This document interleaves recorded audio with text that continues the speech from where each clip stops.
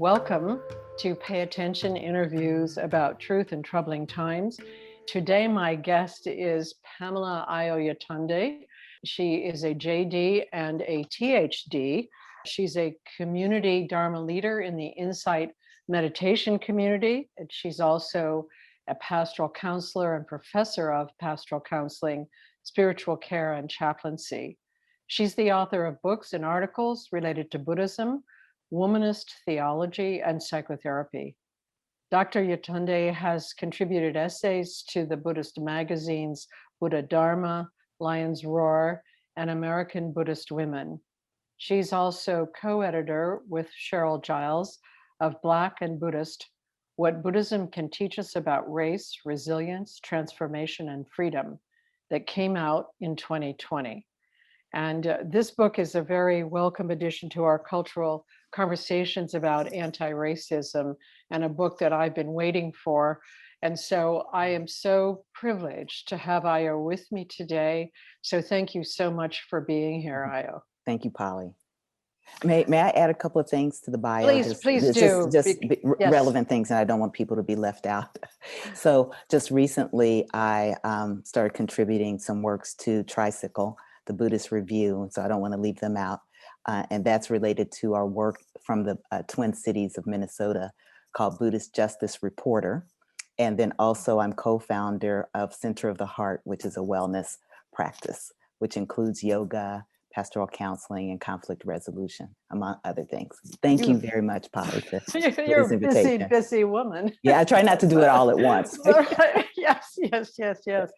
But thanks for mentioning that and adding to. So, you know, the thing about this book is that it can serve, I believe, as a kind of guide to people who are working in the general field of anti-racism, whether this is for personal development or organizational development, you know, diversity, equity, and inclusion kinds of work. And I think that this can be used whether or not one is a Buddhist. It's accessible.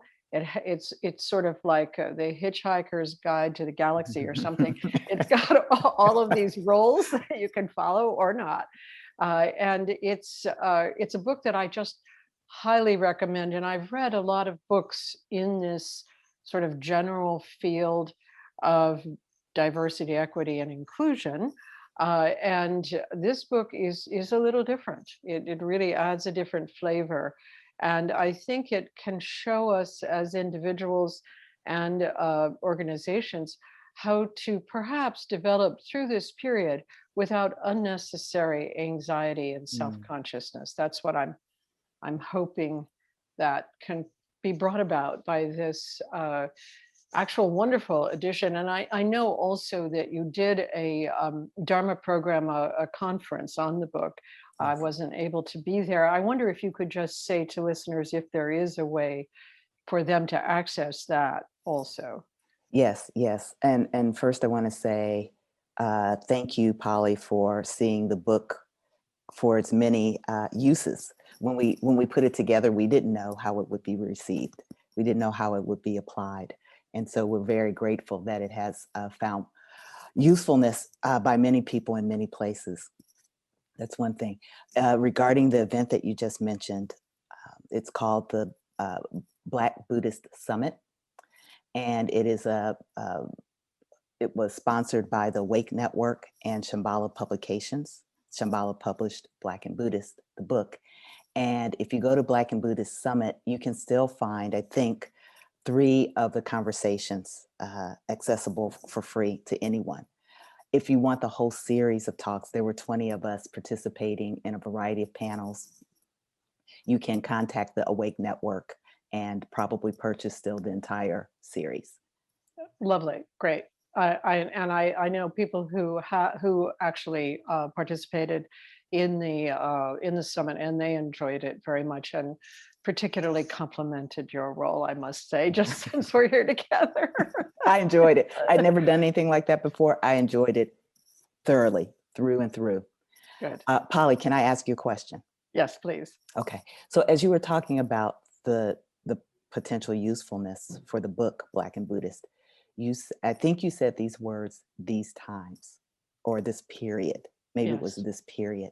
could And be. so, yeah, okay. So I want to ask you how you understand this period.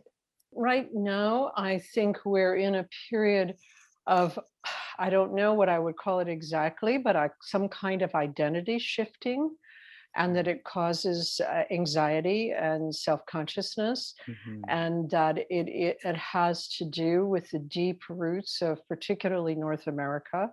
I think other things as well, but I think especially North America, and that our sort of our roots in wealth being founded in slavery, and trying to come to terms with as Bayo Akamalafi said recently in a conversation, that we're sort of stuck on the slave ship, Mhm. and we're still crossing this bardo, or this expanse on this slave ship, and we don't know really how to free ourselves yet from, I would say, certain kinds of points of view and conversations, and so on.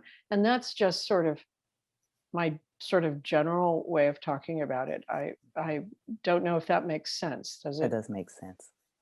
The reason why I was asking for clarity about that is because I know each one of us comes from a different, location or combination of locations. And you and I may not come from those same locations and may not see time or periods the same way. So that helps me understand where you're coming from and what you mean.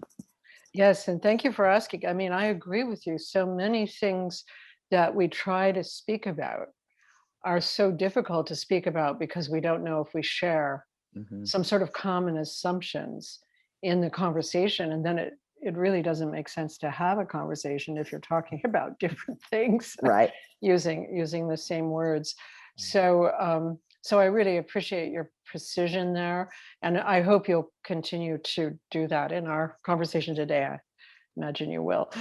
so, so I want to say that since you include a very moving personal essay as one of your contributions to this volume, I want to preface our conversation here with just a short personal statement myself, because often, our appearances really don't say who we are or what's going on in our lives.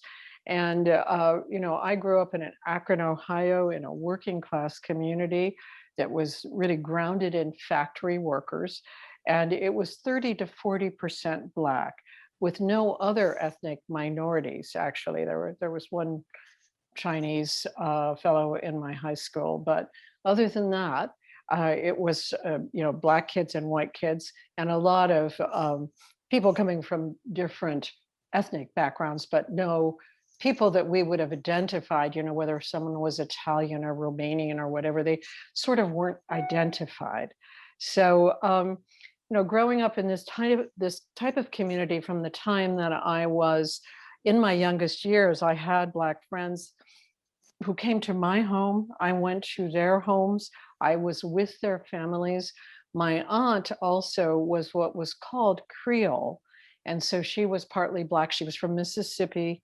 My uncle, my father's brother, had married her when she was 14, and she already had a son. And that was my cousin, my oldest cousin.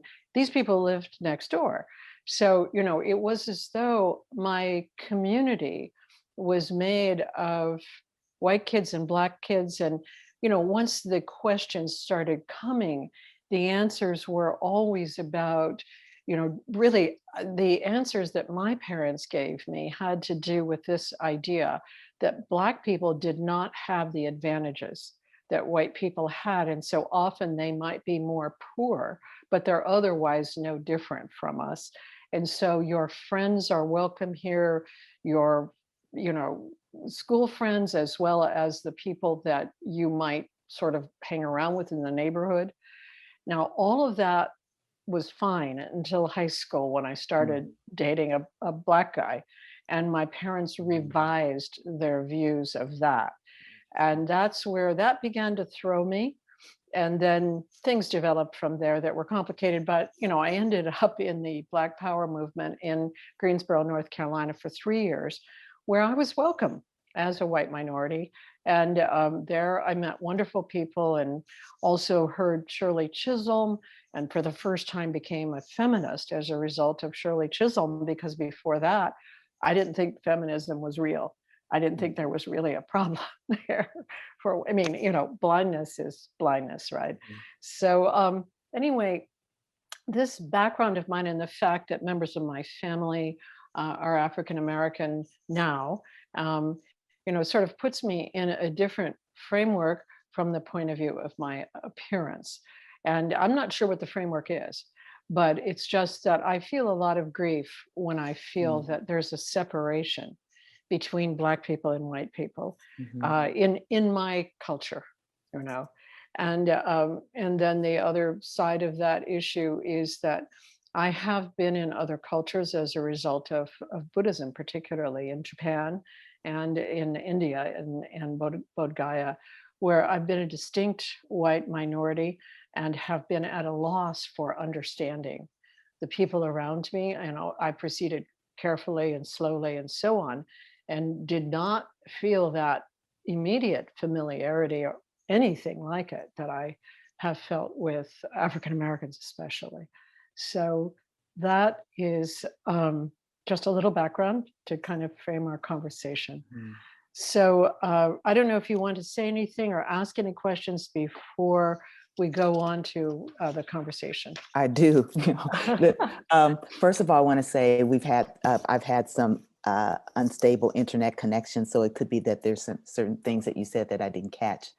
But I'm wondering, Polly, if you would be willing to say a little bit about the time frame in which you were growing up in Akron, because what you described in terms of white children and Black children and the community there, and what you learned about Black people and the disadvantages. What time frame was that? Because that's not a message I think that most people were saying, right? Perhaps in other parts of the country at that time. I was born right after the war. Okay. In 1947. Okay. And so this, I also whisper this in 1947. I am old, but I try to keep it quiet, because if there's one prejudice that gets around, it's about being old. That's right. So, yeah. Okay, so, that's why I just, okay. We don't have to talk about it anymore. So now my other question is this. Was there something spiritual or religious that led to what was offered to you in terms of the humanity of Black people? Well, that is a complicated answer. And I can say that, so I grew up with a very Catholic mother whose family was from Slovenia. And my father is the one who has a more mixed racial background, and who identified with his great-grandmother, who was Cherokee, was the way that it was talked about then. But he was not religious, but he converted to Catholicism. And he allowed my mother to lead the way, sort of spiritually or religiously or whatever. My father and mother were rather old. I was their only child. So in a certain sense, I got a lot of concentrated spirituality. And as a result of that, or who knows what, I mean, there were psychotic aspects in my father as well. He had a lot of trauma, grew up in a very traumatic situation. But I had spiritual experiences at a very young age that actually introduced me to the idea that the visible world is not the entirety of the situation that we're in. And so I started asking lots of questions, which, these were all questions about what is the nature of being here, more or less, and why is there war? And those kinds of questions my mother attempted to answer, and she did a pretty good job. And she definitely was very much a believer that we're all included in God's world. And also she was a believer that the visible world was not all there is, but that we should keep quiet about the rest of it because you can easily get judged. So, in my Catholic church, which was pretty far away from my home, there were Black Americans, but there were not that many. But in my school, in my immediate neighborhood, in the churches around me, and the place where I was in Girl Scouts and so on, things were much more interracial. So that's, there wasn't a straightforward guidance, but I would say my growing up was infused with this idea that we're here for some purpose that is not, it's not immediately connected to things like your personal identity, or, we're sort of here to know, love, and serve God.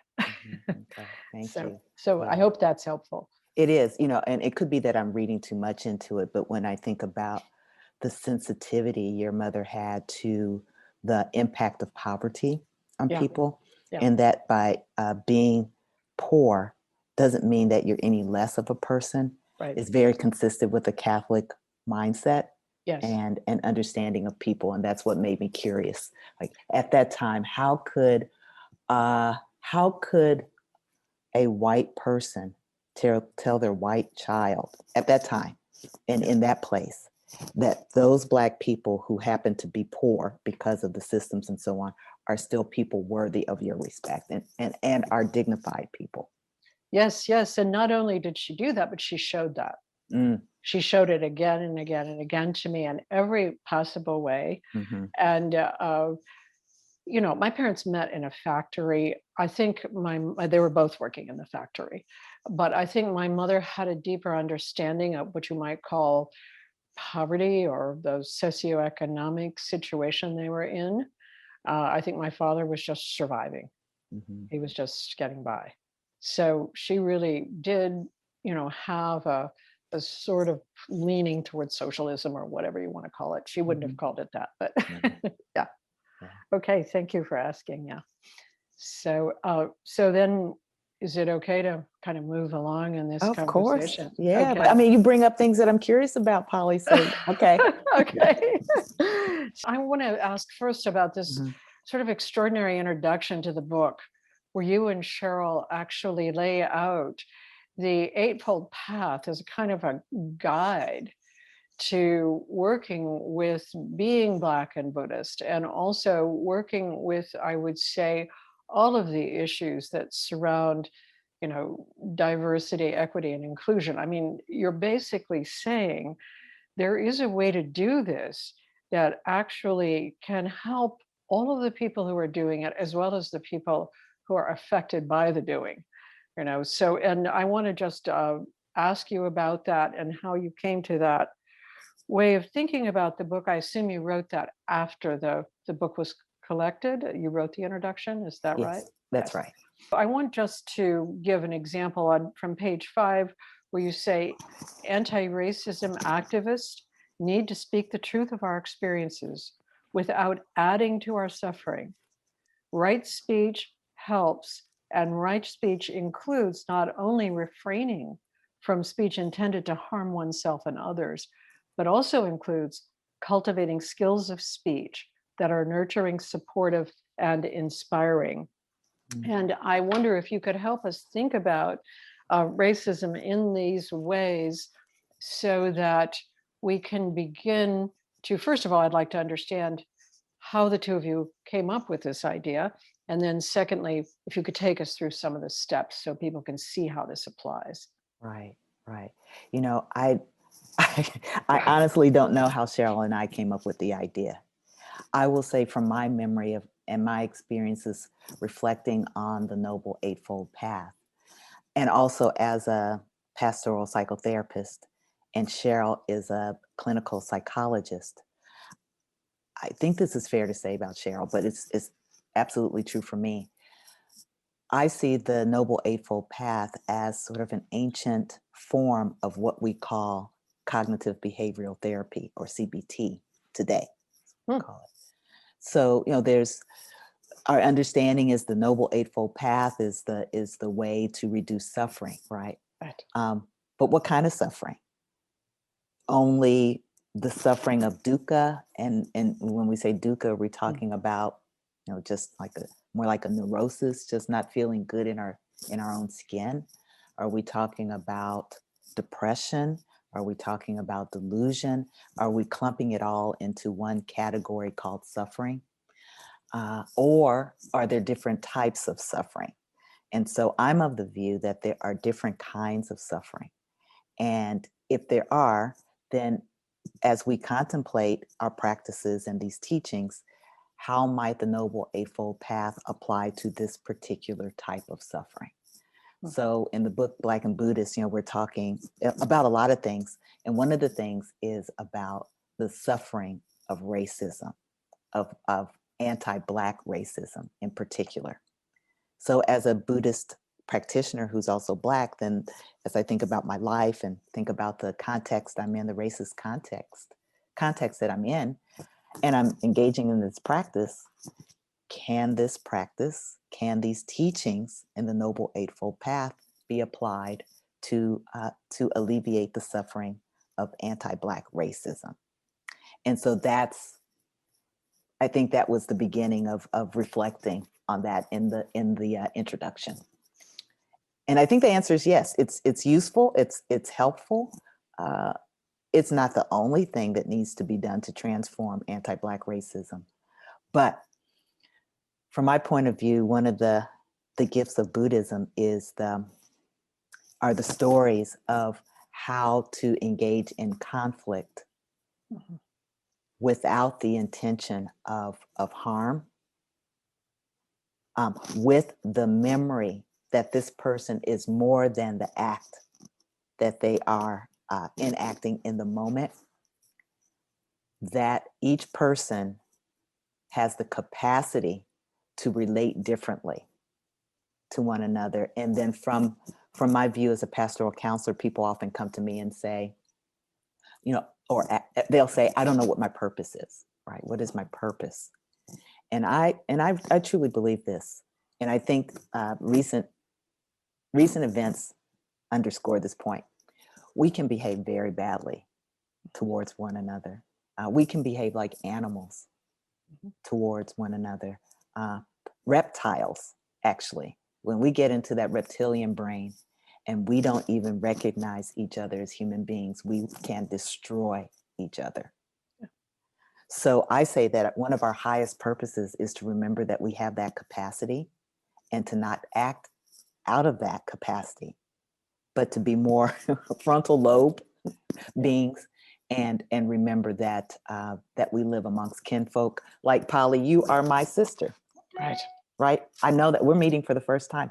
I know that because I recognize you as a human being, right? Yes. And to remember that you have the capacity, even if you're pissed off with me, even if you're treating me negatively, if I can step back and remember you're more than that, and I'm more than this moment, then we have the capacity to move beyond this tragedy of not recognizing each other.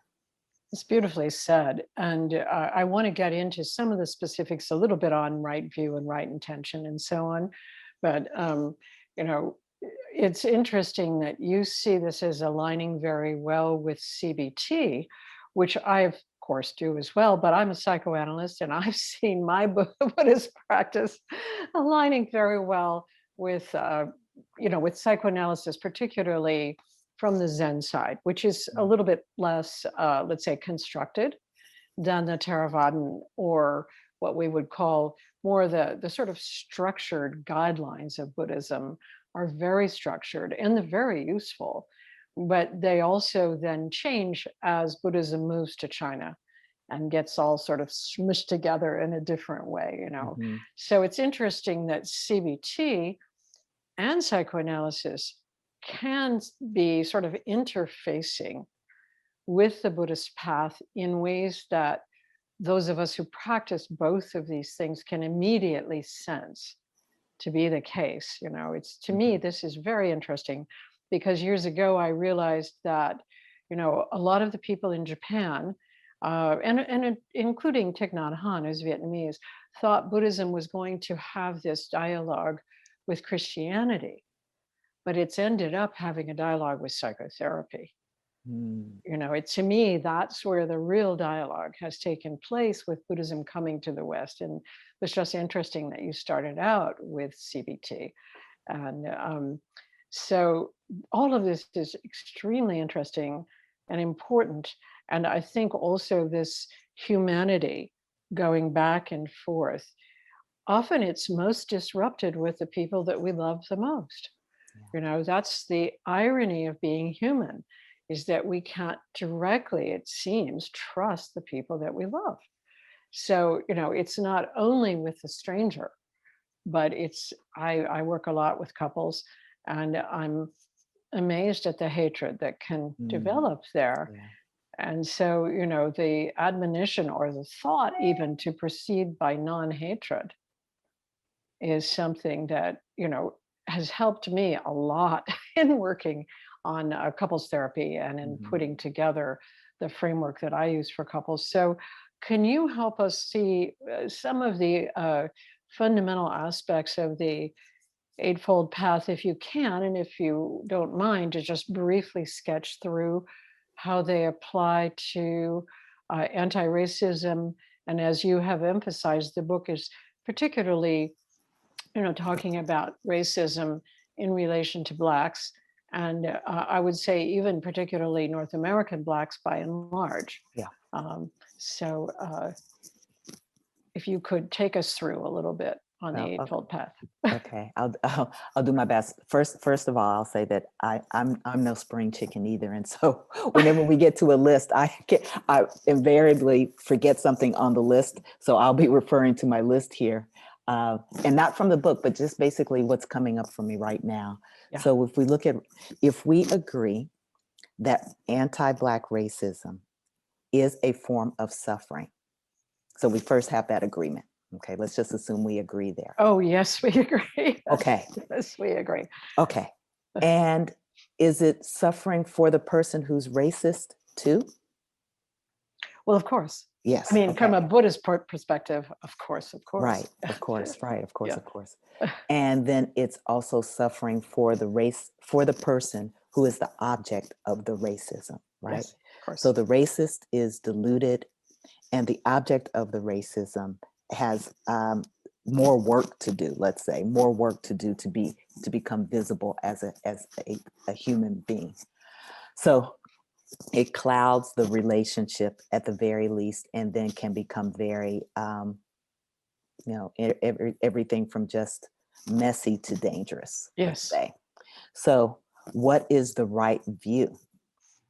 The right view is about understanding what is real, right? Yes. The right view might include the fact that there was slavery. I think keeping it to the US context, Yes. There was slavery, right? It lasted centuries. Yes. Followed by Jim Crow. This is a very short history of slavery in the United States. But also, all the while, promises were made that weren't kept.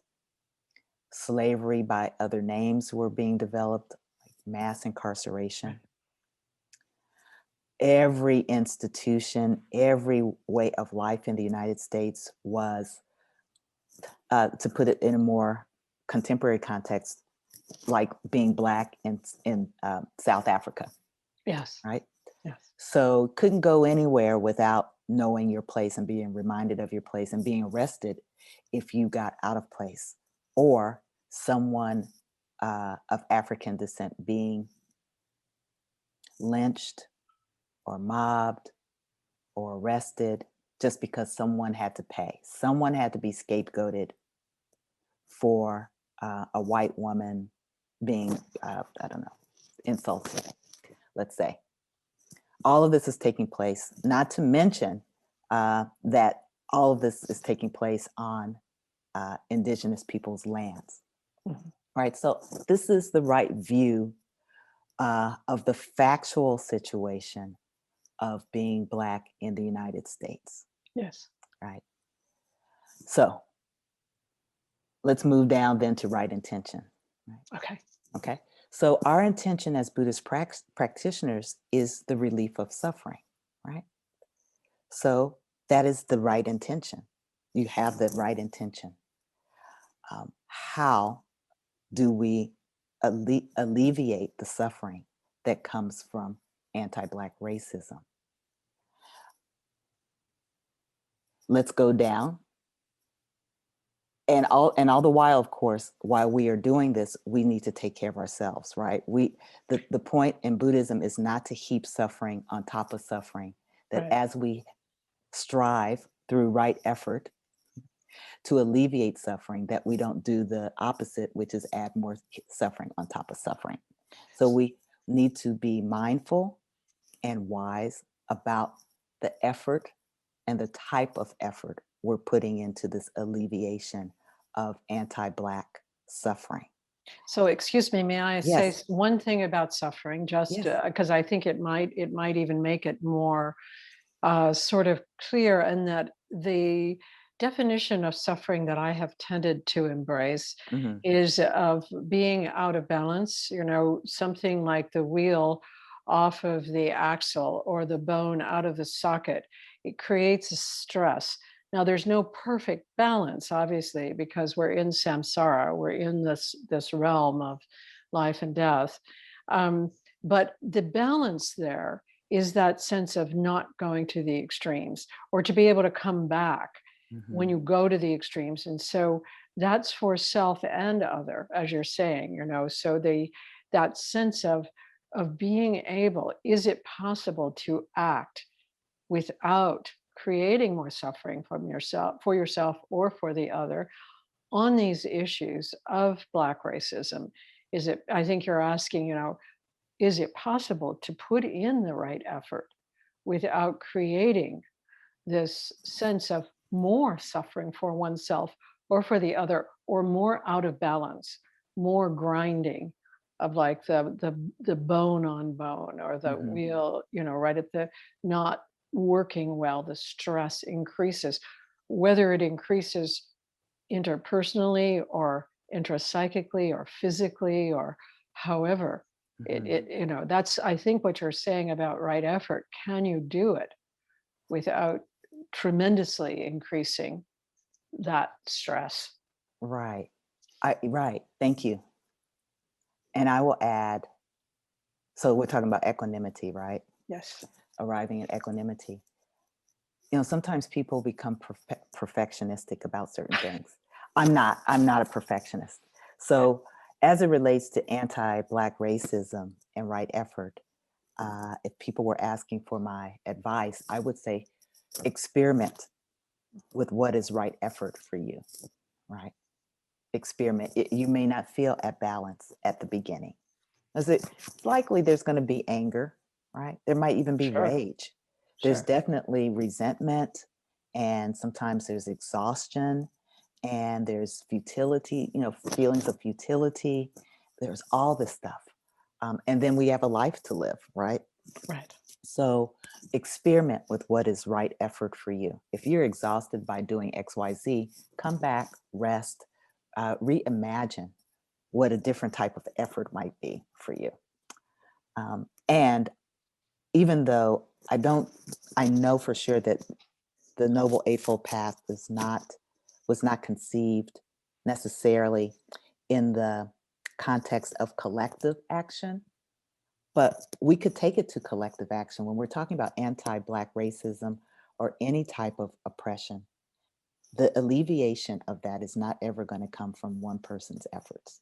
Yes. So, Yes. so Yes. right. So just knowing Yes. that, we begin to think, well, how can I engage with organizations or with a community or a group of friends to address this particular issue? I think in these days, and what we're doing, right effort really needs to be collective. And then, of course, that goes with a whole host of negotiations. What are we going to do together? How are we going to do it together? Who's responsible for what? And so on. And of course, that is aided by right mindfulness, right? Paying attention, the name of your show. Pay attention. Pay attention. Pay attention. Be established as much as possible if you can, in the 4 foundations of mindfulness. If there are more foundations of mindfulness, collective mindfulness, perhaps, try to be grounded in that, so that you know what you're doing, why you're doing it, why you feel what you feel, how you feel what you feel, determining your sources of resilience so that you can shift, right? Find that place of balance, that equanimity, and right concentration. So, what I have learned from my research with African descended practitioners in the Insight tradition, who are also women, who also grew up in church and are also same sex loving women. So, this is research I did in 2015, 2016. What I learned is that practices in right concentration support what I call remarkable relational resilience, right? So by having a regular meditation practice, regular meditation retreats, engaging regularly in loving kindness meditation, having a leadership or responsible position within Sangha, and understanding the teachings in No Self as interdependence, Mhm. that all of these things are part of what one could say right concentration, that then allows people, even if they have experienced various levels of oppression, anti-Black racism, sexism, uh, Christian supremacy, Mhm. heterosexism, that these practices help those women still engage in relationships across our differences in very beneficial ways. And so that's my very brief summation of how the Noble Eightfold Path can be applied to anti-Black racism and So other that forms as well. so the 3 R's are very understandable and interesting. You added leadership there. Mhm. And that was a bit of a surprise. Everything else, made sense. But by leadership, what do you mean there? Yeah, what I mean is that out in society, in the United States context that we're talking about, Black women who are leaders Hmm. are seemingly susceptible to attack Hmm. when they Hmm. exert leadership. And I think we've seen that, especially the Black female mayors in this country. Right, right, Oh my right, goodness, what they had to endure right. was astonishing. And this is the case also in corporate America and other Hmm. places. Hmm. Black female leadership questionable. Hmm. So I didn't get deeply into the why leadership in Sangha Uh-huh. supports remarkable relational resilience, but each of Hmm. each of the people I interviewed had some role in being a leader in the Sangha. I see. I see. I understand now. Mhm. I didn't really completely understand that. You know, um, I know that, among my very few role models in life are Tina Turner and Grace Jones, oddly enough. I mean, these are people that, I've only known from afar, but there are things about Grace Jones that have been profoundly important to me. And of course, there are many other Black women that I have, cared about their work and loved reading their work and so on. But the it's a surprise to me that many people don't recognize that Black women leaders are extraordinary by their very presence, that there is something that they convey about their, you could call it embodiment or power Mhm. or influence or whatever, that you can actually, that everyone picks up, let's say. Now, maybe some people are rejecting that, but it's like if you'd have to keep your eyes and ears closed not to see it. And Mhm. so I know recently I heard Sam Harris talking to somebody like Coleman Hughes. I can't remember who it was, but Sam Harris was saying something about, you know, how incredible it was for him to see that there was a Black woman who was a rocket scientist, on some, I don't know, panel or something. And I thought, my God, have you not opened your eyes and ears? Of course, there weren't maybe, I would say Black women are somehow, by whatever it is in their nature, they exude a kind of intelligence and embodiment of prajna, if you want to call it that, that kind of full-bodied wisdom that comes through if you're awake. At least this is the Zen understanding of it, that is obvious about Black women. And if you, and of course, there are individuals, but overall, it's been my experience. And I think that it's interesting that many Black women leaders are coming to the fore in this moment of time that we're in right now. So I just thought, yes, this moment, whatever this is, but it was interesting that you added leadership there, and that was part of your study that they identified. That interesting. Yes. Very nice. Yeah. Yeah. No, Polly, if you don't mind, I want to ask you a question going back to your past for a moment. Yeah. Did you have Black teachers growing up? Yes, I did. Yeah. Not a lot of them. Yeah. Like, it was more like home economics, health, that area. There was a Black coach who was also the vice principal of the school. This is my high school now, who was also very engaged with me, particularly. I was a good student. I got a lot of scholarships. And, he was a particularly important person. But at church, there were other Black women who were important as well. And more than anything, probably the— Hold up, Polly. Did you say at church? Did you say at church? At church, yeah. You even went to church with Black people? Yes. It was a Catholic church, and they were a minority, but yes. I mean, this is Akron, Ohio, in the 50s. It's after the war. It's a little like Toni Morrison in Lorain, Ohio. It's an unusual situation, but of course, you don't know it's unusual when you're a kid. Right. You assume everybody is living just like this. I remember Roman Polanski once said, when someone asked him, well, what was it like growing up in a concentration camp? He said, well, I thought everybody was growing up in a concentration camp, So it's like where I was growing up was, as it turns out, pretty different than other places. But from my point of view, and because I was a poor kid, I mean, I never left Akron until I basically went to college. Yeah. So, yeah. But see, I think the reason why I ask you that is because I'm just going to guess that you were set up to see Black excellence.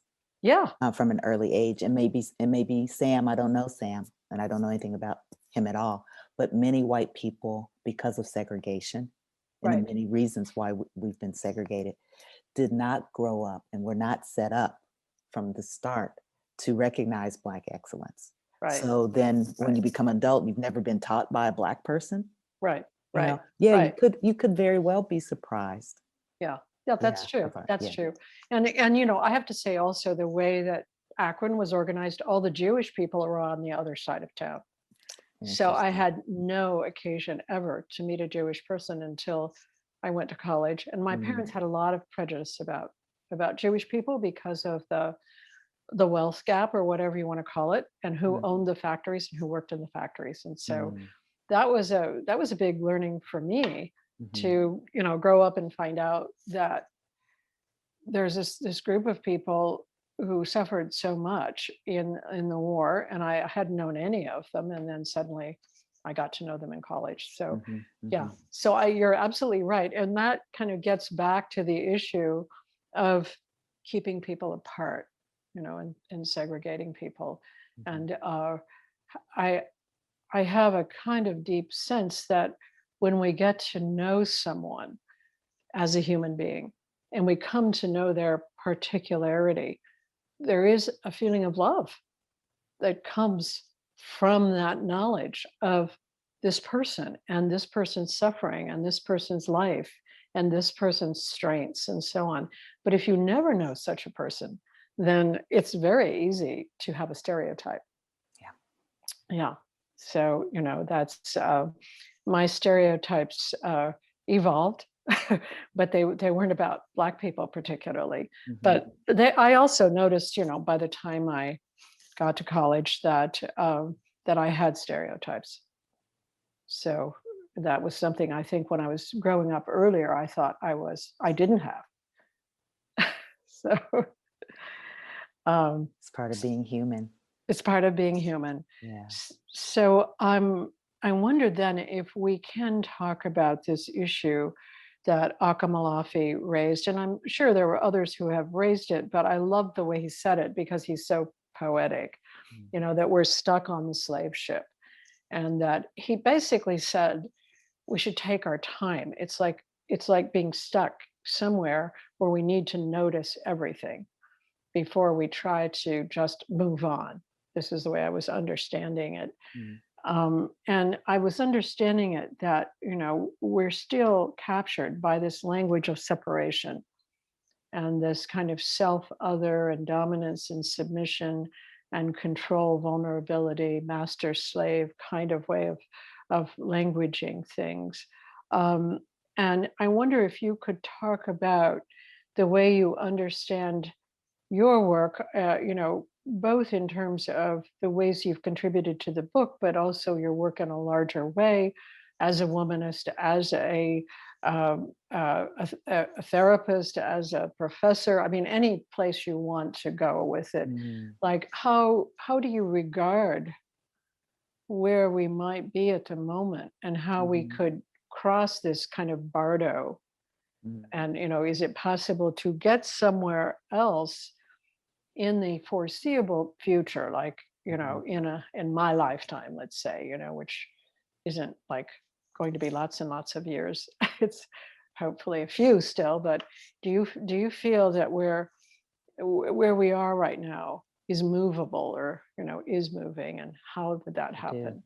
I do. I really do. When this image of the slave ship, it really causes me to close my eyes and imagine, because that's a horrible, horrible image. Horrible image. There's nothing about that I really want to dwell in Right. terms of my imagination. So I'm wondering I don't know Ayo. I don't know him. But it would help if I knew if his thought that we're still on a slave ship comes from an African-centric or Afrocentric point of view. Because if so, then that makes complete sense to me. Yeah. Right? Taken hundreds of thousands of people taken from the motherland.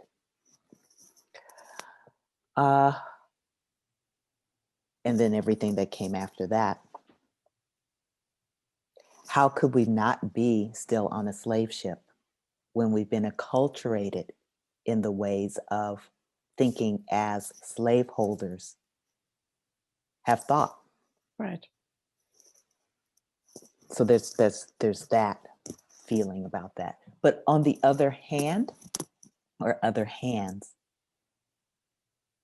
I wonder if holding on to that image as a way of explaining where we are in this period of time keeps us captive to slavery and slave mentality. And I don't want to do that. Right. It's like a conversation I had recently with a womanist scholar about the use of the story, the Exodus story, in the lives of African Americans. Does it propel us to move towards liberation? Does it keep us stuck in victimization and homelessness? Mm-hmm. So, moving slowly out of the slave ship,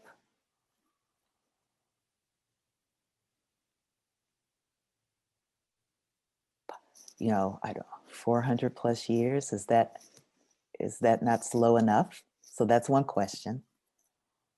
Then I add your question to it: within our lifetimes, will we see something else? And I will say the thing that has brought me the most hope recently is what we're seeing now, which is after the Unite the Right gathering in Charlottesville, Virginia, who showed up to counter that?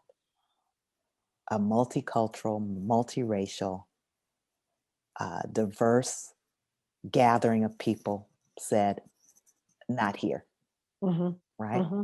Mm-hmm. And then after George Floyd was tortured and murdered, who showed up for that? A worldwide march against police brutality across all kinds of differences. I don't think I've ever seen us show up like this, Uh-huh. right? And Right. so that's why I know this is different. And I think what we're seeing in our lifetimes right now is what we need to see. We need to see that it's not just the responsibility of Black-bodied people, not just the responsibility of brown-bodied people to stand up for our humanity. It's everyone's responsibility. When Asian people are shot down in Atlanta and elsewhere, kicked around in New York and elsewhere, it is everyone's responsibility to stand up for Asian Americans, right? This is what I see us being invited to. Everyone is responsible for everyone else. Mm. And I hope that's how it will always be. And the more we see this, the more you and I will die happy people, Uh-huh. right? Yeah. We'll Yeah. die happy people Right. because we'll know that we already know, I think, we're in good hands. Yeah. But those hands will still be battling, Yeah. but we're in good hands. Yeah. I think, what you say about everyone being responsible for humanity, all humans, that's the reality. That's always been the reality. There has been this delusion of slavery. And of course, the Buddha also was reacting against the caste system. And in that sense, I think he did have somewhat of a collective movement. I know you know this, but his community was democratic, and he did not regard the caste system as being anything about nobility. The nobility was the practitioners devoting themselves to a certain kind of awakened life that created nobility. And and also in instructing people that they would be known by their actions, not by something else, not by their wealth, not by their position in the community. So in these ways, I think it was a collective action, and I do like to think that this period of time is encouraging. That there's and Bayo, who is Nigerian but lives in India. I mean, he's married to an Indian woman and he lives in India.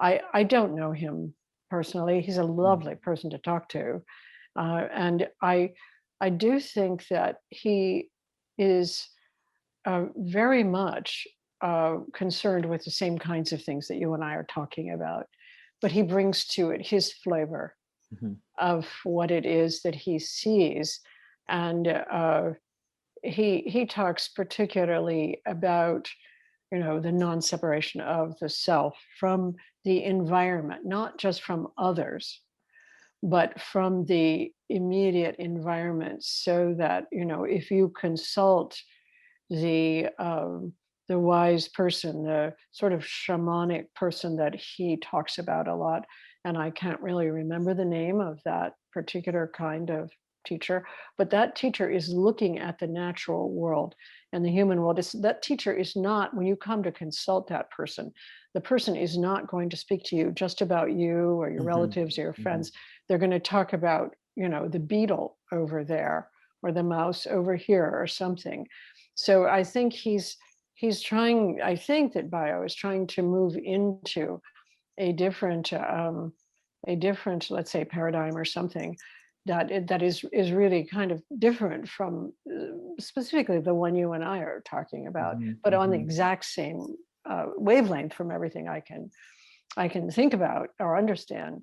And so I think what he means is that dominance and submission kind of caste system that we've been in, for human beings have been in for most of their time on Earth, has to change, but it's tricky to change it, not to flip it in some way into something that is sort of the same thing, but in another register or something. Right, right. You But know, that goes, back to right effort. We really need to pay attention to how we're doing things. And then, of course, when we think about the teachings on karma, and as you talked about that, through karma is we get to know who we are, right? Yes. When we think about what we inherit at the end of the day, our actions will tell us who we have been and who we are. Right. So it's important that we don't create more suffering as we try to dismantle the slave ship. Yes. And I think you're right in the way you talk about right effort, that's the area where you have to be careful and not to go too much to here or too much to there, because and then you will know also, if you check with yourself, how it's been at the end of the day for yourself and for others. But that non-separation of self and others ultimately is so mysterious that it's very difficult to put it into language, or to especially to having grown up in this, what I would call in general modernist colonialist period of time.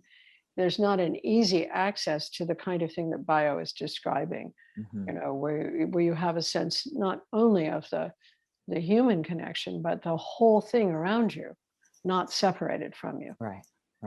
That's not easy for us to come by, I think. I think you're right. It's not easy to come by because we've been conditioned away from it. Yes. But I'm thinking also of research that was done by one of my professors, Dr. Carolyn McCrary, where she said that, the concept of into, as in Ubuntu, interdependence, is a norm within the African American consciousness that's been transmitted down from Africa. And so, at least if that's true, then it's easier for people who've had that sort of consciousness right under the surface, easier for us to access it, because it's always been there. Yes. Than for people for whom it's never been there. Yes, I agree. And I think that's what I sensed when I was a child in being with Black families. I sensed something different that was more, interdependent. It was just, it was hard to, what I would have said, even as a child, is that their food was better. That I just enjoyed the food and I enjoyed the people, and there was laughter, and there was a lot that was more collective than in the white families that, whose houses I would visit as a kid. And there was also just something more like a community feeling in the way that people would come and go. Of course, in my own home, I did have that with my cousins who lived next door. There was a coming and going. There was no separation with those households. But mostly when I would visit my white friends, I would have this feeling like that things were stiffer, or a little bit more anxiety motivated. Not that I had any words like that, but I think you're right about the Ubuntu, that way of seeing. I mean, I don't see it as different at all from the idea that gets unfortunately translated as emptiness. It doesn't seem to be different from, because I mean, Thich Nhat Hanh's definition of interbeing, Right. is exactly getting at it. Right. And I think some of what the problems are in the language that has come down to us in the Dharma, that is created in some ways maybe a misperception about what it is that what enlightenment is about. Let's say, I don't know. That's a little bit far. Maybe I don't have the place to say that, but I've been doing these practices for about 50 years now. Yeah. So, Well, so Polly, let me ask you this on that note. You've been doing these practices for a while. I've been doing these practices for a while. Many people have been doing these practices for a while. right. And yet there is a concern that when you walk into a primarily white Buddhist Sangha, there's not the feeling of and you're a person of color, there is not the immediate feeling of recognition as kin. Right. So what's up with that? I mean, I guess it's sort of a human thing. I mean, there are a lot of things that are highly imperfect about Buddhist sanghas, and in my experience, as well as, I mean, in Asia as well as in America, and in regard, especially to that sense of, the sort of interdependence, or the well-being of all the beings that are even in the Sangha. The sexual scandals in the United States have taken place especially from the early Asian teachers. I mean, I'm hesitant to say that, but that is true for many early Asian teachers here. And then, those kinds of scandals passed right on to non-Asian teachers as well. But so that as well as the issues around, skin color and appearance, and and then on the other hand, Mark Uno, who is a close friend of mine, would say that, it wasn't always, he didn't always feel welcome as a Japanese man who is, the 14th generation of Pure Land priest in his family. The Japanese churches and the Japanese sanghas here in the United States were welcoming of white people, but then there wasn't always the welcoming of Japanese people into the white sanghas. So I think, I don't know, my own sort of specific answer, which may or may not be helpful, is I think we have anxiety about our identities, and that anxiety, we being humans, all people. I believe so. I believe it's a human thing, that because we have this long dependency in human childhood, and we really do develop some hostility towards the people that we're dependent on. So that fight for our own independence creates anxiety in us. And I think there's a kind of natural anxiety about our ability to protect ourselves and to care for ourselves in a group, a family, and that gets translated into all sorts of things as we grow and develop in community. And that it's, I do think that knowing people personally, knowing them as individuals in a community, does overcome some of that anxiety. But you tell me what your view is, and also I want to make sure that we come back to the issues of, we're sort of talking about them all at once, actually, that I put together here, but particularly the issues of equity, justice, if it's possible for humans to actually I have big questions about whether humans could ever come up with just systems because of all of these things we're talking about in the background here. Um, I do believe that humans can become compassionate. I've seen it everywhere and in myself, and I think it comes to some extent from actually getting close and seeing the other person in terms of their suffering. And so that the Buddha was teaching, it is suffering that opens the door to compassion. It opens the door to boundless compassion, really. But I don't know about justice or equity, and I wonder how you see those. And then, within the Buddhist community, especially, is there equity or justice, uh, or are there just a bunch of flawed people who are, still in the food fight or whatever? Right. Well, Polly, first I want to say something about identity. When you start using the word, I was in the mindset of thinking about racial identity. And Mm-hmm. that's why I asked you about anxiety, because I don't remember growing up feeling anxious about my racial identity Mm-hmm. until, and I began to have some questions about other people's anxiety about my racial identity when I was bused to an all-white school, Right. right?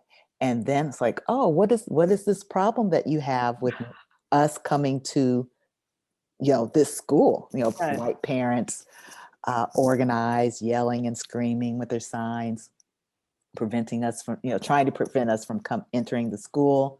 But then entering the school, and the teachers, white teachers, were prepared to teach us. I only remember them being professional, but some of the students having issues and so on. So, yeah. So, and then my mind went to when I was in Zimbabwe, and I met a woman who had a lot of marks on her face. And she said a Black woman, the reason why she had a lot of marks on her face is because she had been using skin whitening cream. And I thought, this is horrible that this whiteness, this desire for whiteness has reached Zimbabwe in this way, that this woman is not comfortable even looking the way she looks amongst her own people, that she would seek whiteness in this way.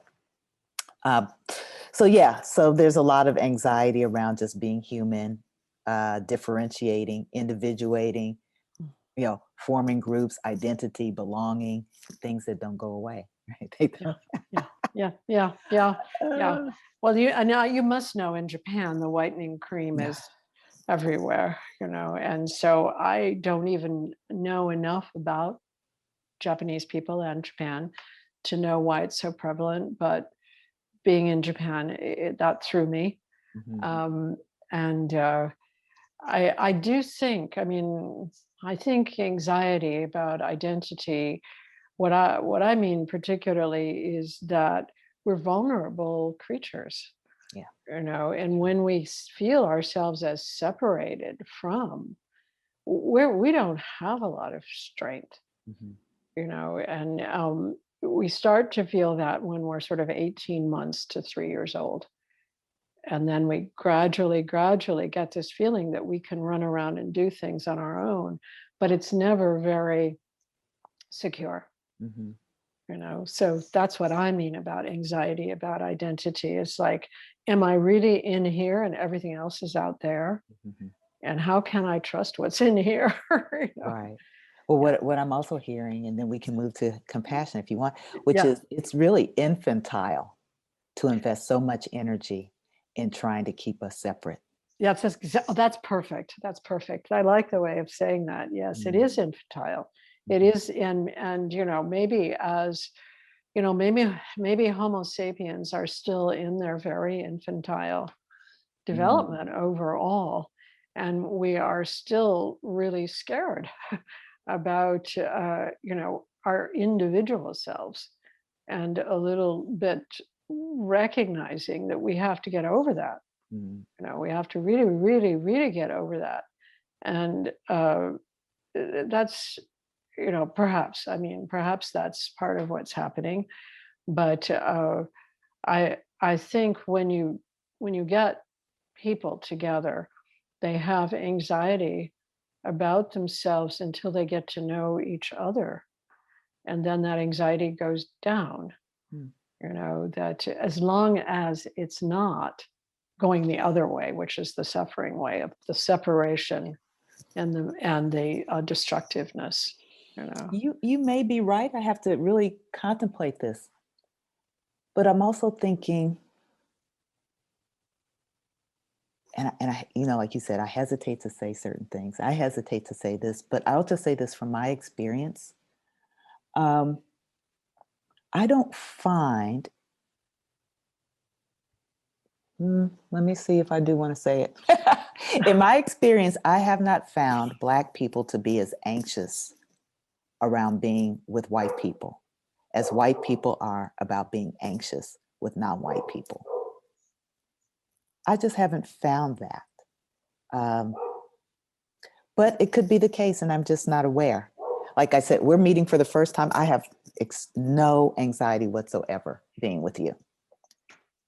I think at the beginning I was a little anxious because because I don't know you, but I was also so wanting to know you that it promoted my anxiety somewhat. I want to make a good impression, or I want to be sure that I don't show you something that would indicate that I have any lack of respect for you. Because I hear I've read the book. I know Galen very well, and I would have had no anxiety talking to Galen because I know him, and because I understand. it's been a long road of knowing him, and many of my friends on the Buddhist path who are people of color, I have no anxiety with. But I think I have anxiety when I feel like I have anxiety when I want to jump into love, as opposed to having anxiety when I'm not afraid of people at all, of any people. I would walk right in and, kind of get involved. But when I really respect someone, or I really want to jump in a way that aligns, then I know I have anxiety. And for what it's worth. I understand, Polly. Let's come back to equity and justice, Okay. and whether people actually are just so naturally self-protective and self-promoting that they might not. I always wonder, can we ever get to something like equity and justice? Because it requires a different frame of mind.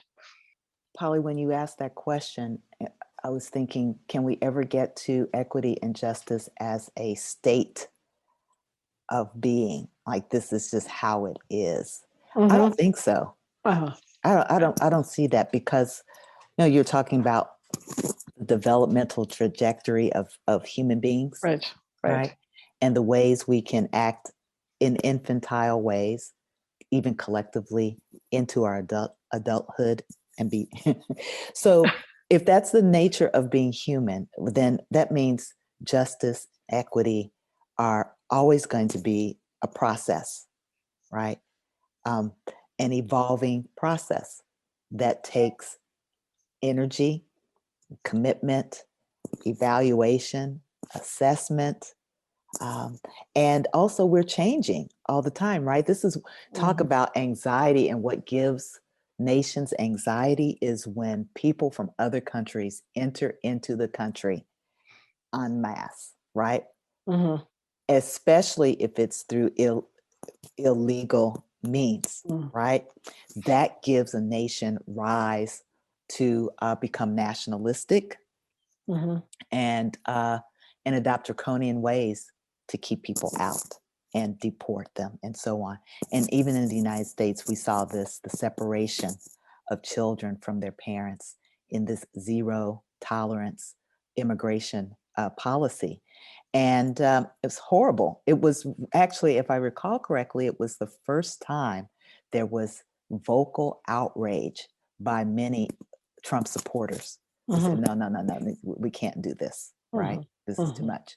So equity and inclusion, diversity, pluralism, all these ways that we are learning to be with one another, and the one another's change, right?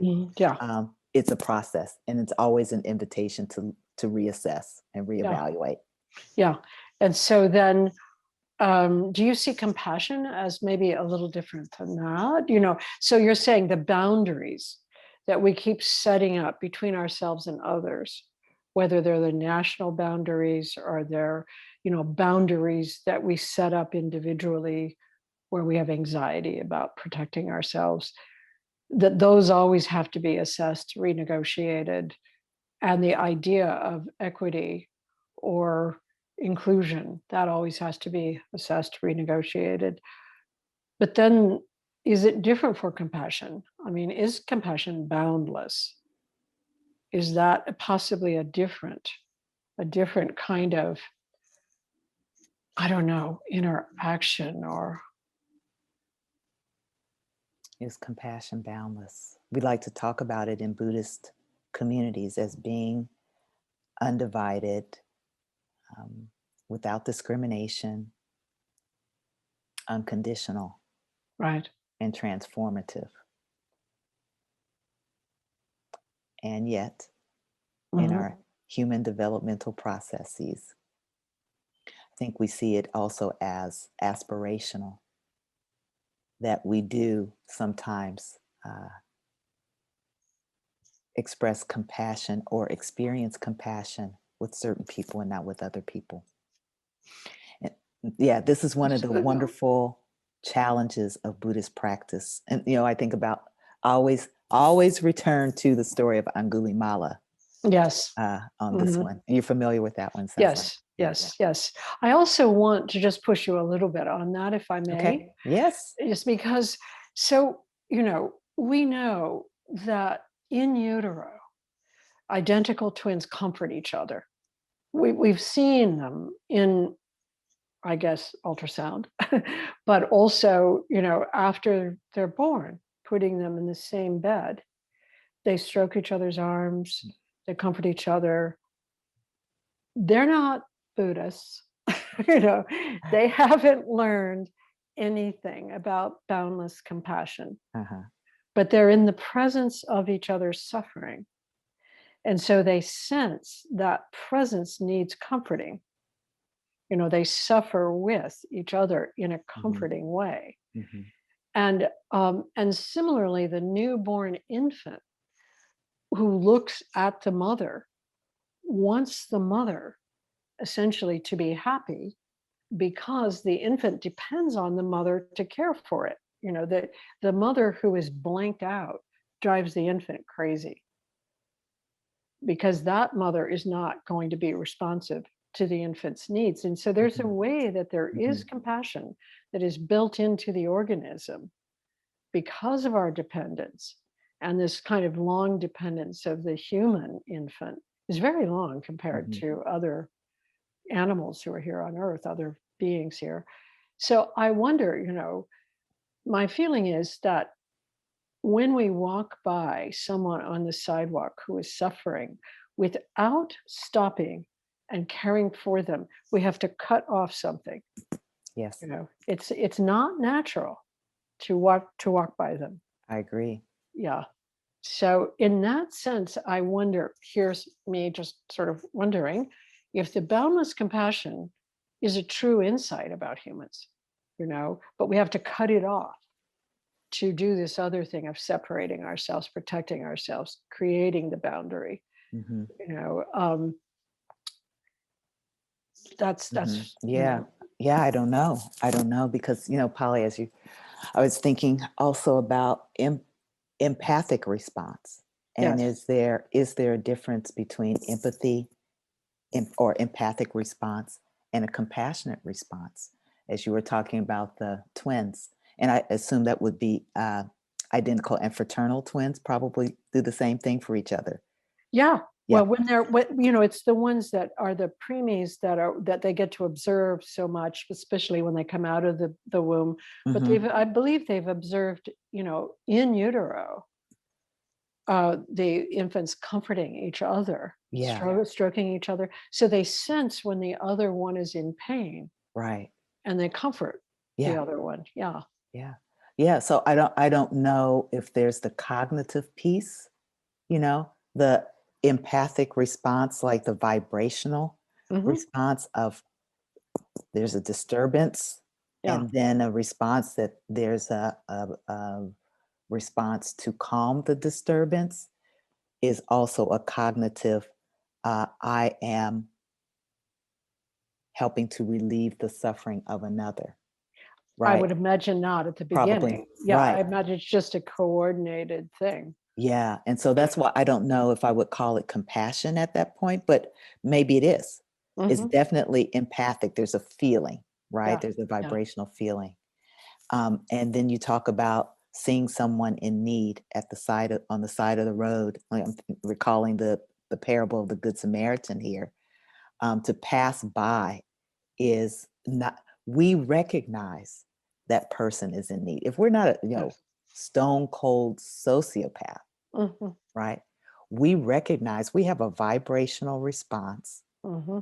to that person in their situation, and to not attend to it when we can, Hmm. right? To not attend to it when we can means we're making a calculated decision out of fear, out of insecurity, out of who knows what else, to not attend to it. And that is counter our nature, right? So one could say that those twins have Buddha nature. They're not Buddhist, That's right. That's but right. because they're human beings, they have Yeah. Buddha nature. And Right. that Buddha nature goes to our essence, Yeah. right? You don't have to be Buddhist to have Buddha nature. Buddha nature is just part of who we are. Exactly. So when we don't attend to others, we are cutting ourselves off from something very basic about ourselves, which is our Buddha nature. Yeah. Yeah. Yeah. Yeah. And so in that sense, I mean, I would, you know, I mean, there are a lot of ways to language all of these things, but Mhm. I tend to language empathy as being, your ability to infer what's going on with someone else. But then I tend to language compassion as empathy plus the desire to help, or the Mhm. helping behavior. Whether Mhm. it's a desire, or I doubt if it's a desire, you could call it, but maybe you could call it a desire for the infant, but it's the helping when you are empathically with the one that's suffering, and you're helping that suffering. Mhm. You're not just noticing it is there, or recognizing the other, but you're now helping the other. And I do tend to believe that that is part of the Buddha nature of the human nature. I mean, I do think animals have it, but in a different way. They don't necessarily do exactly what we do. Um, and but we do it also for animals. I mean, it's hard not to help an animal that's suffering. Right. You know that movie, I can't remember the title of the movie, but it was about the lives of penguins, Yes, right. right? Yeah, I've forgotten too. What is like the Empire Penguins or something? Yeah, I know what you're talking about though. Right. Yeah, And yeah, so, it's already, harsh conditions that they live in, right, in the right, Arctic. right, But even the harshest of conditions, what do?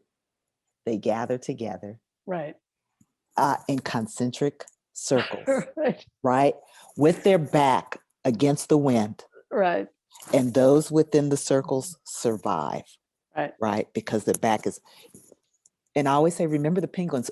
If the penguins can do that, why can't we do we, that? we could do that We could, too. if we wanted to, Yeah, yeah, if we wanted to. yeah, yeah. But when you think about, Polly, as you're talking about compassion and empathy and how we define these impulses and so on, I think about Sangha, and I think about race relations, and I think about what is the response to a person suffering. And they say so the response to suffering, I see your suffering, right? I see it. why are you suffering? What's the cause of your suffering, right? So we kind of do a noble, uh, you know, four-part analysis, right? What's the Right. cause of your suffering? I am so upset. I'm so angry. I see that.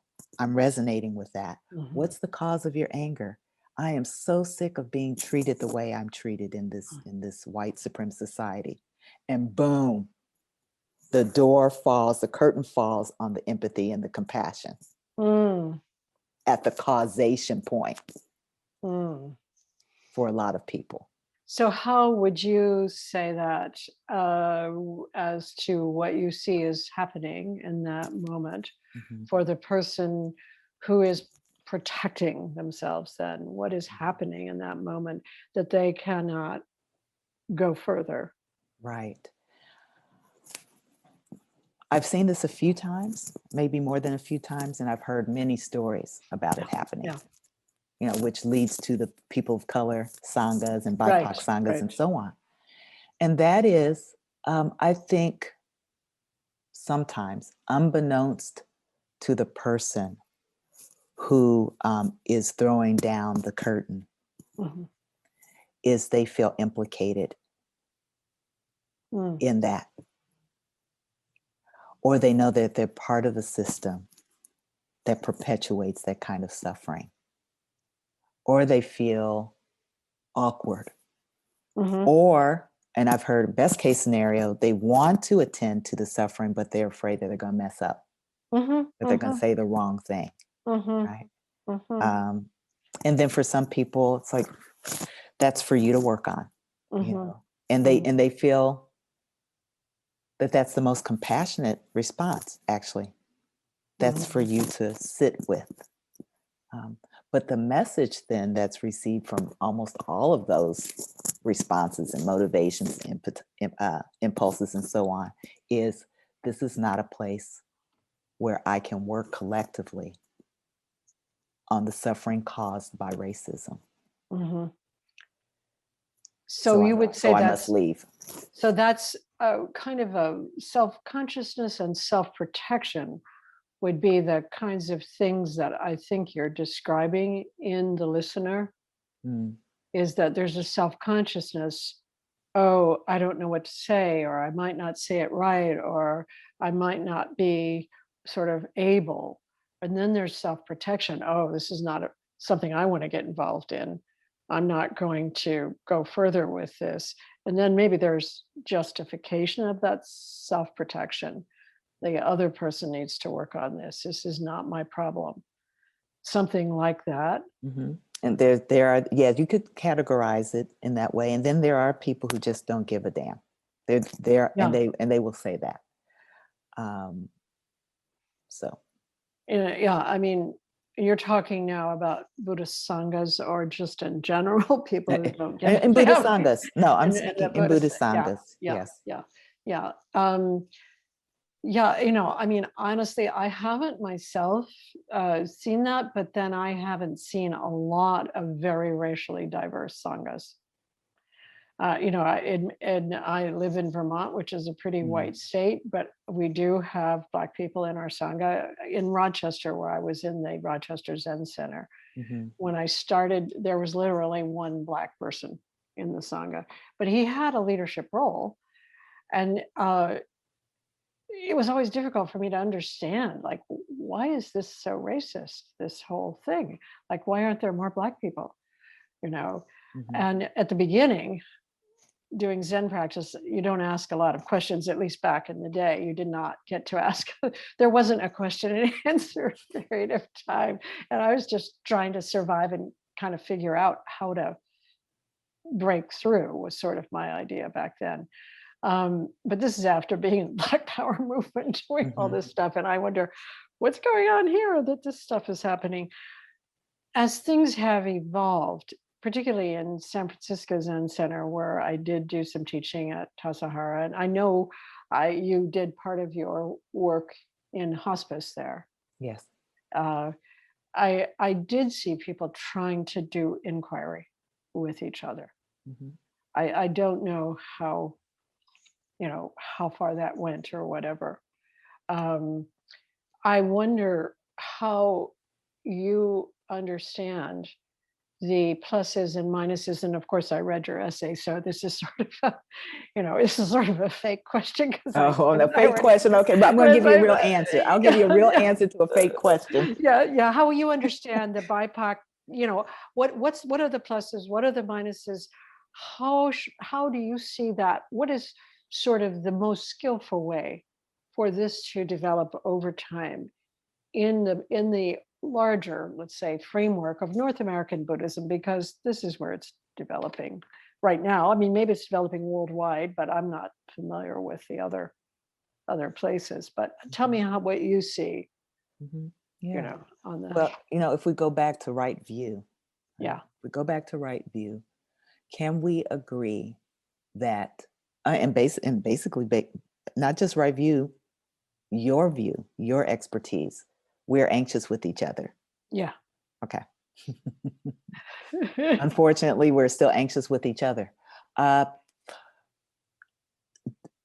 There are varieties of types of suffering, right? Okay. Some suffering is caused by discrimination, racial discrimination. Right? And there is this prevailing belief that we all want to be free from suffering. So, can I work towards the alleviation of my suffering caused by anti-Black racism in an all-white Sangha? Doesn't seem likely, but It doesn't seem likely, Yeah. right? That would have to be a Sangha that has really done an extraordinary amount of work. Yeah. Right, on their own racial karma, as Larry Ward would put it. Right. That's an excellent book, by the way. Oh, I love that book. Yeah, it's an excellent book, America's Racial Karma. And let me just add this, Ruth King's book, Mindful of Race. These are great resources on this topic. So if that's my goal, to work towards the alleviation of my suffering because of anti-Black racism or oppression of any kind, and it's not likely I can do it in this group of white people who haven't done their work, given the context we're in the United States, right? Yeah. And what these white people who I don't know represent to me. Doesn't say that that's who they are, right? But it might just be the representations, right? Based on my conditioning, right? Then I have to find a place where I can do this work. If there's some juice in Buddhism, then I want to stay in a Buddhist context and work in that juice without the added burden of the representations of that which causes me harm. And that says nothing personal about the people in that Sangha. Then I seek out places, or I create places for that kind of support. And that's what the BIPOC or people of color Sanghas gather for. Largely, that's what they gather for that kind of healing. And I'm going to just push a little bit on this just because I'd like to hear your answer. In the diversity of backgrounds in the BIPOC gatherings, you have people who, I mean, I do therapy with a lot of Buddhists, and several people who have come to therapy here are Indian people from India who are Buddhists, who are in BIPOC groups, etc. And so their perspective is a little different from other people's perspective. And then also the Japanese person I've seen more Japanese from Japan, Japanese American, Korean American, etc. All of these are different, slightly different perspectives. How do they work together? Can they work together? Is it necessary to make a group that is more, let's say, naturally affiliated than the BIPOC groups sometimes are? What are the pluses and minuses of the whole sort of separating out from white people? I mean, and maybe that really is a good thing anyway, separate from whatever the other issues are. But just to help me see that side of things. And then I'd like to, go further with the conversation, but you're making a really good case for separating out right Yeah. now. Yeah. Well, as you as you know, it was a journey for me to come to this. Yes. Yes. Right, it's a journey. Yeah. But I will say this, that just like coming into your therapy room, right? Everyone has well, not everyone, I said many people have the right, Mhm. privilege of choosing where their therapy space Right. is going to be, right? Not everyone has the right, court ordered That's right. therapy, right? Right. So, but those who aren't ordered by others to seek out their healing spaces have the right to choose where they want to do their healing. Agreed? Totally. Yeah. Yes. Okay. All right. So then, and people have the right to create the communities they want to create, right? Yep. Yep. And it's not a real community if people are forced into that community. So, for Yeah. example, we can't force people to identify with anything that's BIPOC or anything that's LGBTQ, these groupings, these alphabet groupings, right? Right. Right. That's not a forced thing. It's a typically a recognition that we have some things in common, and that we could potentially be stronger together in the context of homophobia or racism, white racism, that we could be stronger together, support one another. But I think the overall objective should be strengthening for the purposes of being strong wherever we are, Yeah. with whoever we find ourselves to be with. So these are, like, I guess you could say, temporary spaces, like Yeah. Yeah. your therapy office is Yeah. a temporary space, right? They're not going to live with me for the rest of their lives. Right. Right. Right. And so we do our work in this crucible, right? Mhm. And then we go back out maybe into another crucible, but more resourced, Yeah. more resilient. Then we come back, right? Mhm. And then we go back out again. Mhm. So the pluses are we get to create community. That comes from having strength to do it. Yeah. Yeah. So we've Yeah. got the strength. We create community. It's invitational. People come and they go. We do our work, and we prepare ourselves to be more resourced and resilient in the larger world. The 3 R's. The 3 R's: remarkably relationally resilient. But the downside is when we, from a Buddhist perspective, the downside to anything is when we crave and cling, right? Yes. Yes. So when we crave and cling to these affinity groups Mhm. in a way that actually supports deepening our mistrust for people we don't know based on how they appear, Mhm. then I think that undermines the Buddha way. Mhm. Mhm. Mhm. That's perfectly well put, I think. I mean, I was thinking also that sometimes, the 12-step programs can create a similar kind of thing, that people can't seem to process something with a partner. They have to go to their meeting Mhm. to process it because they trust the meeting, but they don't trust the partner. So it hasn't generalized from the trust of those people who've had similar experiences to the Right. trust of somebody who has not had that experience. Mhm. And no, that seems really well put. And in terms of the differences within the BIPOC groups, and you write about this too in your essay, just keeping to the 3 R's, I guess it's a way of assessing and working with those kinds of differences that come up again and again for people about, is this fair, or do you understand me, or so on. I mean, that's something else you recommend for the BIPOC Sangha.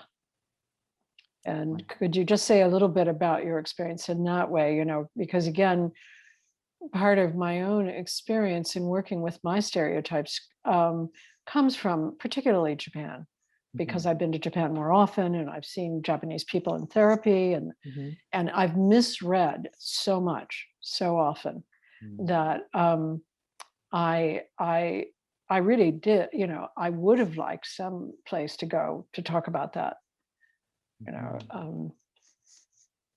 Yeah, I don't know if I'm thinking probably about an example of making the choice to build a BIPOC community and why I Yes. made that choice.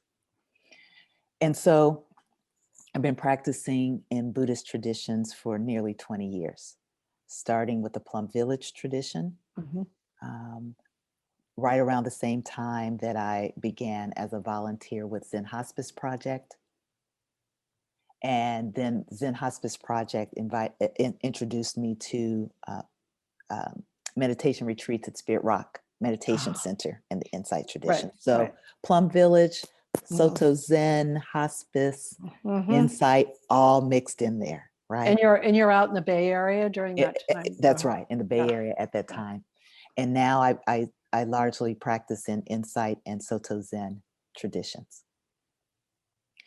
When George Floyd was tortured and murdered, after reflecting on that for some time, along with COVID and the number of deaths from COVID and the willful neglect of Black and brown bodies, I said, you know, I need to talk to somebody about what I've been sitting with, this anger and rage I've been sitting with.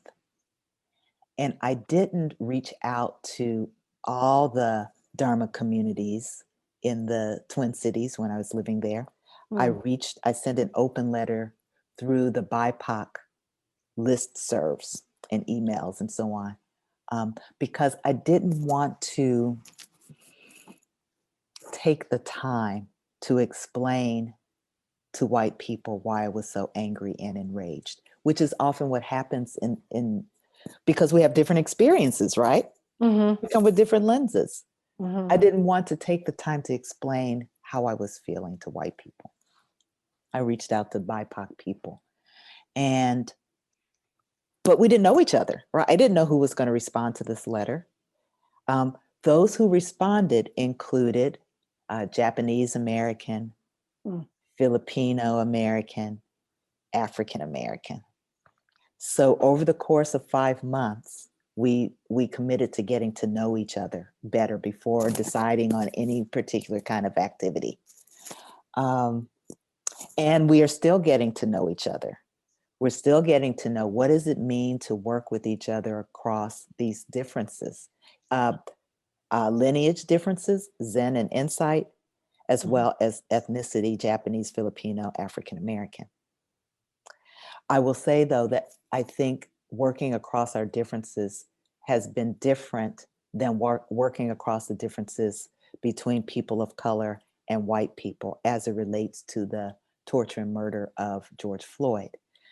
Just because, you know, it's so complex, the relationship between government and white people, government and people of color, right? It's so different. And so we wanted to address the relationship between government and people of color without having to explain or apologize for and get to business and get to work. So we created this Buddhist Justice Reporter, the George Floyd trials, as a way of having a forum for Buddhist practitioners who almost never use the word justice or engage in justice making, right? Because how many times have we heard Buddhists don't do justice? Yeah. You know, we may be witnesses and bear witness to peacemaking, right? And do peacemaking, but justice making, that's not really what Buddhists do.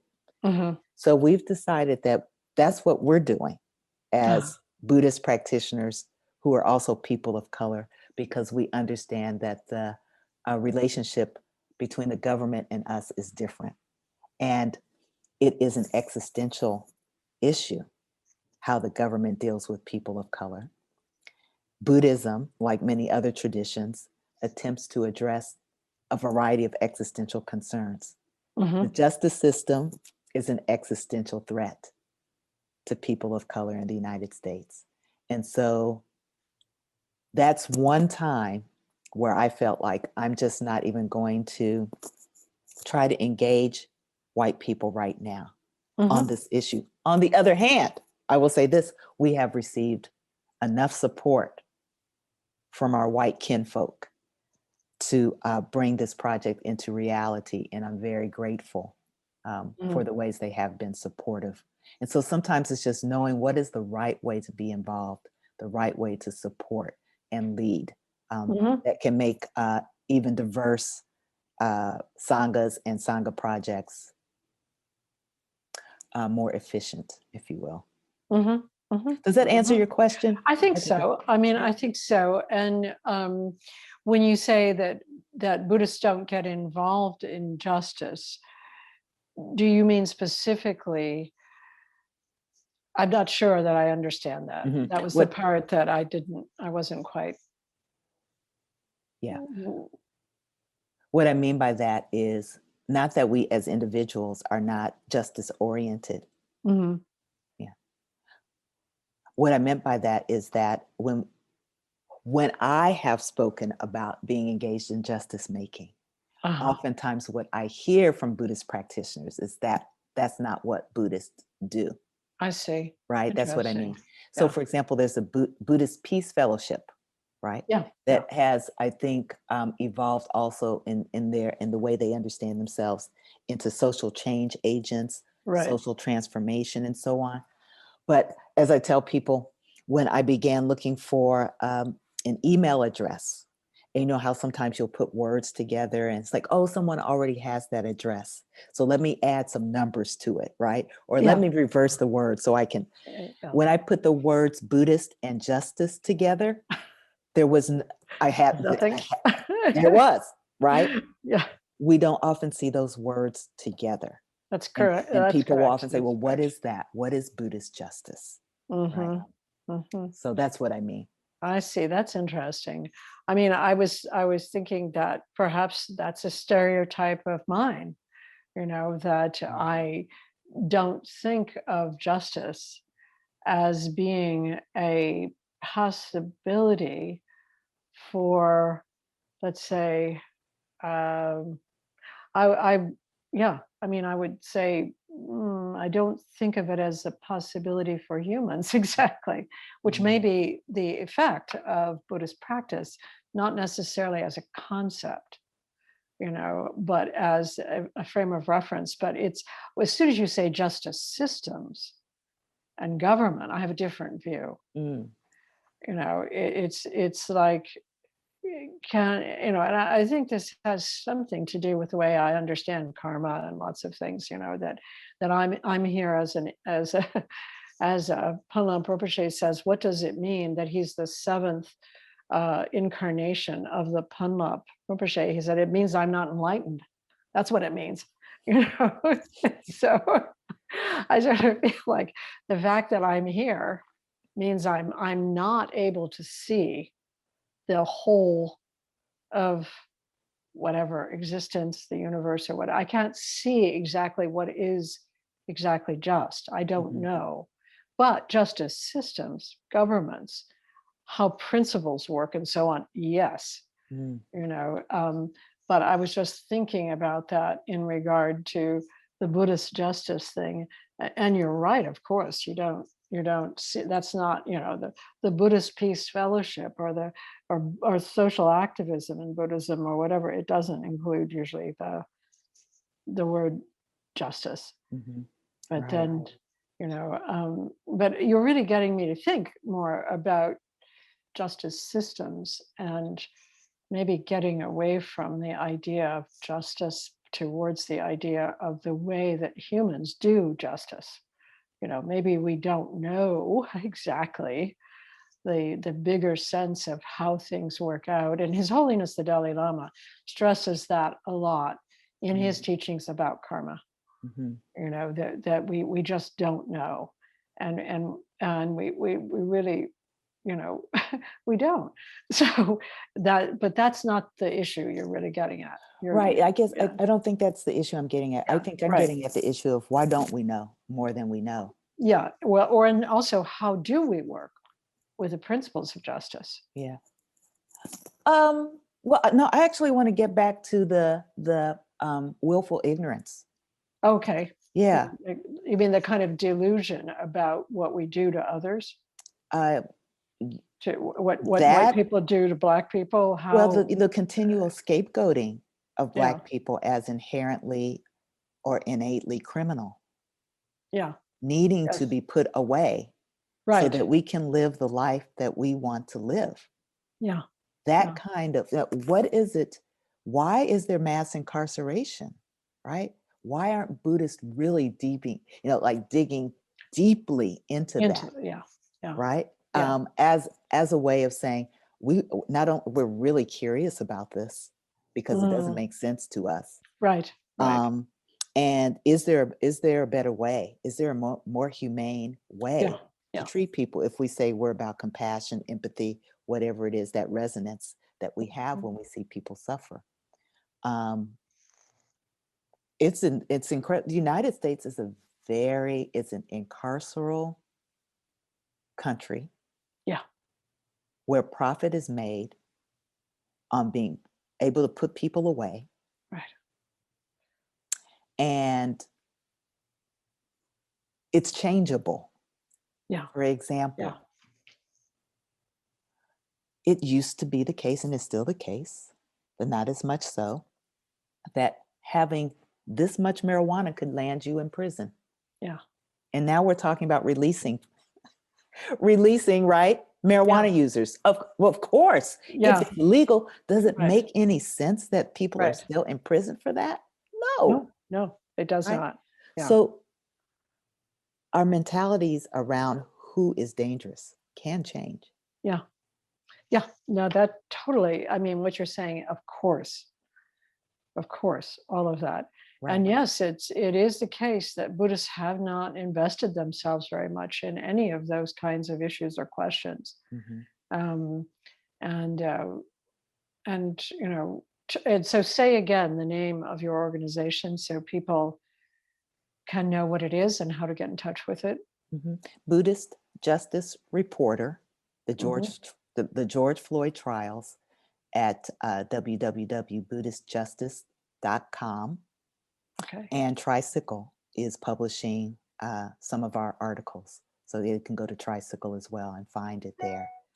Um, but here's also what I want to say about Buddhists, because I do want to give Buddhists credit. Buddhist chaplains who are working in prison systems, Mm, I want to give them credit for their persistence mm, in showing up as Buddhist chaplains and helping support Sangha making within prisons. Right? mm, mhm, Um, and also offer an invitation to go deeper, into the systems mhm, for liberation. And when I mean, I'm not just talking about Buddhist mind liberation, mhm, right? I'm talking mhm. about actually liberating people from, People, right, yeah, right, from prison right, systems. And we can't right. do that if we don't look deeper into our aversion to what we understand as justice making. And also, I'll add this, I think this is true, until we do, then many Buddhist communities will be irrelevant to people of color. Yes, yes, I see that. I mean, that makes complete sense.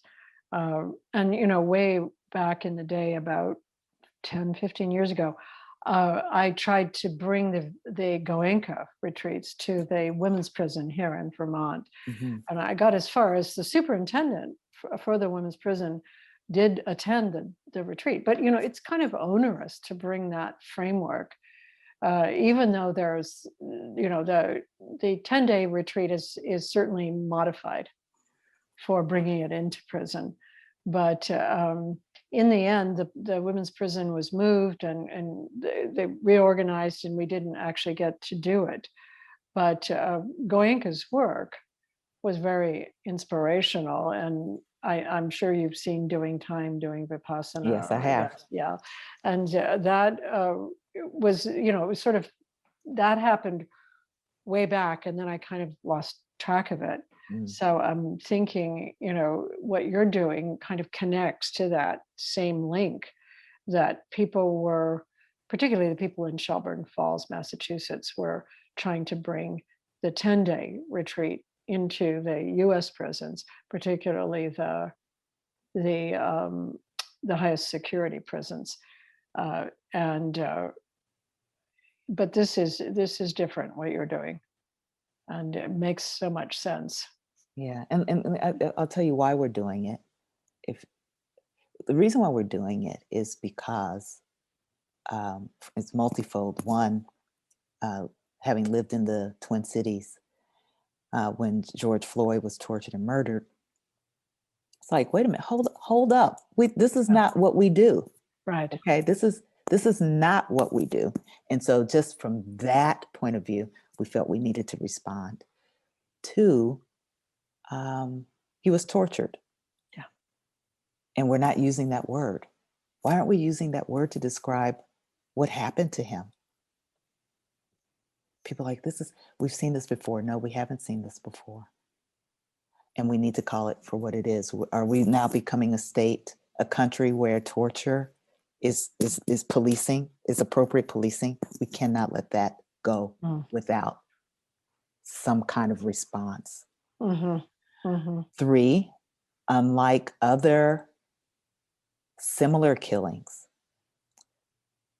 this was over 9 minutes. We thought it was just under 9 minutes, but now we know it was over 9 minutes, and many people throughout the world saw it. So we can't pretend like we didn't see this, Buddhist or otherwise. We saw it. Yeah.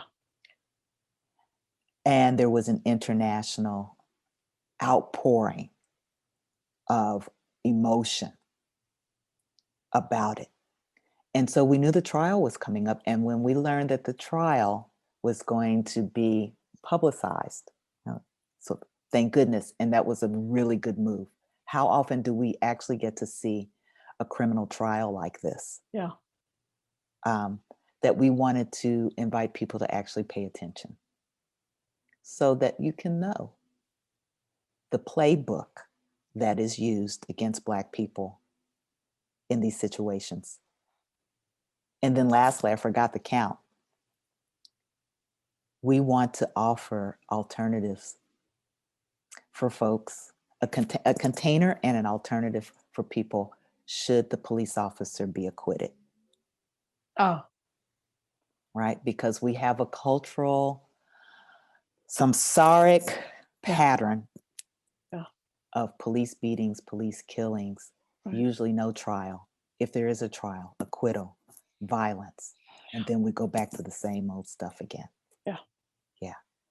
So what can we do differently? What can we do differently with this rage and this anger and disappointment and lack of faith in the system? What might we create and build together from a Buddhist lens? Mm-hmm. If we accept that the justice system is geared towards the oppression of people of color, what can we do? That's the question. Yeah, that's very lovely and well put, and fits with all of your work as far as I can tell, and also is so incredibly timely. I mean, this is the moment. This is it. And so we're coming to the end of our interview, and this is a lovely way to end with your work, really opening up a lens in which we can use the Eightfold Path to look at justice, and not simply compassion, enlightenment, and whatever, but in the framework of justice, to use that Eightfold Path seems to me to be, and the sort of next step of what you're talking about in the book.